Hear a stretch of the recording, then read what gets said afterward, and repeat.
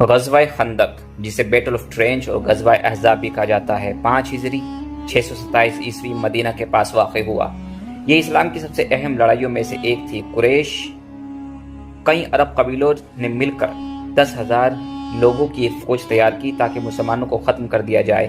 اس وقت مسلمان صرف 3,000 تھے۔ محمد صلی اللہ علیہ وسلم نے اپنے ساتھیوں سے مشورہ کیا، تبھی حضرت سلمان فارسی نے خندق کھودنے کا ایک مشورہ دیا، لہذا اللہ کے نبی نے اس کو قبول فرما لیا۔ یہ ایک بہت ہی سخت جنگ تھی جس کا ذکر قرآن کریم میں سورہ احزاب میں موجود ہے کہ جب وہ تمہارے اوپر سے اور تمہارے نیچے سے تم پر آ پہنچے، اور جب نگاہیں ٹیڑھی ہو گئی اور دل گلوں تک آ پہنچے، اور تم اللہ کے بارے میں طرح طرح کے گمان کر رہے تھے۔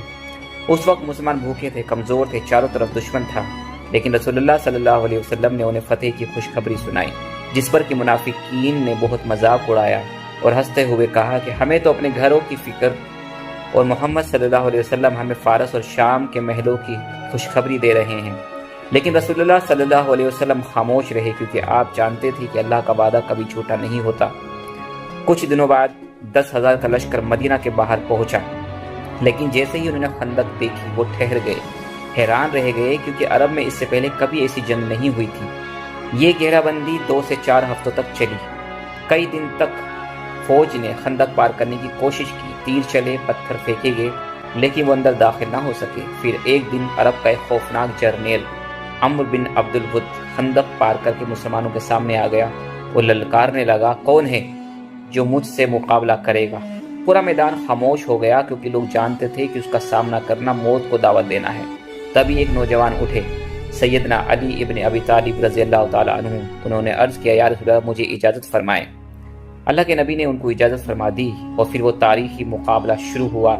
تلواریں ٹکرائی، ریگستان میں گرد اڑنے لگی، اور کچھ ہی لمحوں بعد عمرو زمین پر پڑا تھا اور حضرت علی رضی اللہ تعالیٰ عنہ فتح یاب کھڑے تھے۔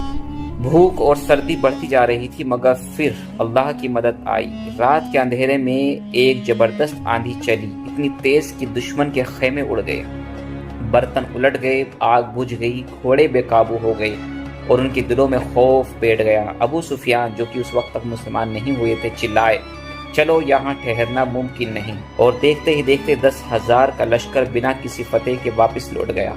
ثابت ہو گیا کہ خندق کہ اس دن رسول اللہ صلی اللہ علیہ وسلم نے جو پیشن گوئی فرمائی تھی، وہی شام، وہی فارس اور وہی یمن کچھ سال بعد مسلمانوں کے قدموں کے نیچے تھے۔